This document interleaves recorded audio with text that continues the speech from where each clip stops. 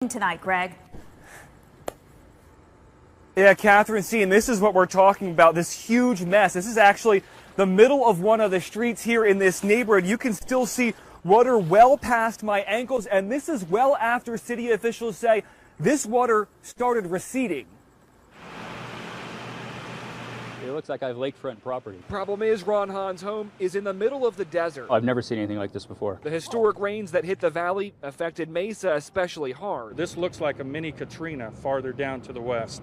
Homes, people standing the water up into their homes. Mayor Alex Finter says Emerald Acres Park near Harris Drive in the US 60. Well, we're right down on what should be I-10 in rush hour traffic. You can see a gentleman back here pushing his car westbound on I-10. This is not a river. This is a growing lake. And traffic has been stopped in both directions of I-10 here, just to the east of 43rd Avenue here and just to the west of 43rd. You're looking east. As we're panning back across to the west, you can see traffic where people have been trying to get off the freeway there. It appears that now they're stuck and they can't get on to the off-ramp of 43rd Avenue. A lot of these cars were still coming through here as the water was rising. There were semis that were coming through and kind of leading the way, and people were getting through if they were kind of in that wake of the semi. But then some of the waves, you can see this red car here, the water washed over the hood and into the car.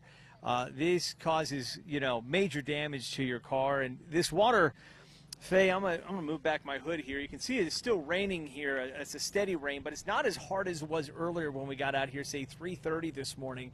It was just a torrential downpour. And when we first came out here, there was probably 6 inches of water through here. And we were surprised by it because we were headed westbound on the 10, and we were able to get through it. There were some cars that were stalled off to the side of the road, but we were.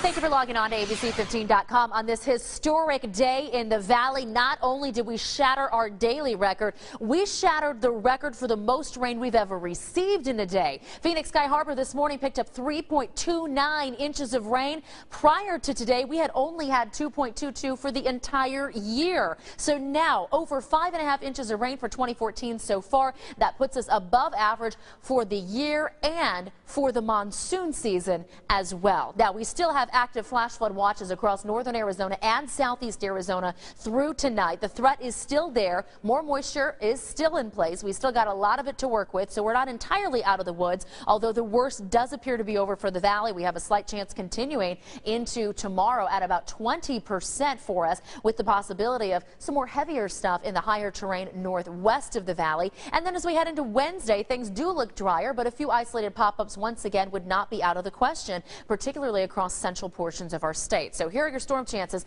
10% into Wednesday as we trend these down. Thursday, Friday, Saturday look dry again, but notice Sunday and Monday we got a slight chance coming back in play. The National Hurricane Center now has a 50% chance of a new tropical system developing south of Acapulco in the next 48 hours. So we're going to be watching that and the potential of maybe tapping into that moisture over the next 7 days as well. Forecast lows tonight down into the 50s along the rim, 62 in Sedona, 59 in Payson, and 65 in Kingman. Your high temperatures tomorrow below average, 72 in Show Low, 76 in Payson, 80s in Kingman and up and Page as well. And then for the valley, stretching out to the west, highs in the 90s tomorrow afternoon. Here's a closer look at your valley forecast tomorrow. 89 degrees in Carefree, 94 in Scottsdale, 93 in Tempe and Gilbert. Early morning lows start us out in the 70s across the valley, and it is still going to be incredibly humid overnight going into tomorrow. Again, there's the next 7 days. We talked about drying out Thursday, Friday, and Saturday. Well, we'll also heat things back up, and the triple digits will be back in play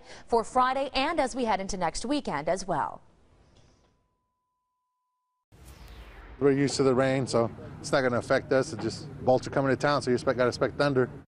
Yeah, today's massive storm didn't stop football fans. There was some concern earlier today about possible problems for fans getting to the Cardinals' home opener. CBS 5's Rebecca Thomas is live in Glendale tonight with how it all panned out. Rebecca. Well, fortunately, there weren't any road closures near the stadium, and only one small parking lot was closed. But it was a close call for some diehard Cardinals fans from Australia who almost didn't make it. We always wanted to come to America, and we know that the NFL is the big the big-time American sport. So Australians Shane Hughes, Todd Rizzoli and Phil Pereira decided to spend their holiday in the Valley of the Sun to catch the home opener of their favorite team, the Arizona Cardinals. But it almost didn't happen. Flash flooding warnings, and then we started to get worried. There was talk that our flights might get cancelled, we might not be able to get here, and then... These Aussie fans flew from Australia to Los Angeles Sunday, then to Vegas, and finally got the green light to land in Phoenix Monday. We jumped up in the air, gave each other some high fives, and had a beer to celebrate. Once at the University of Phoenix Stadium, they caught up with some tailgating friends, lucky enough to snag a spot on the Great Lawn since flooding had closed half of it. Love it.